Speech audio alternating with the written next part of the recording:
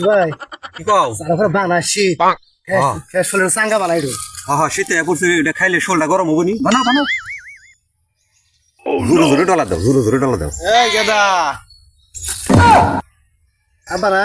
হ্যাঁ কি করতেছ তুমি একটু মাল বানাইতেছি তাড়াতাড়ি বানা তাড়াতাড়ি বানি আমার দে তুমি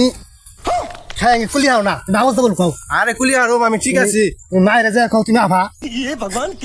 চালু কর তুই ধরা বানাইছি ধরাও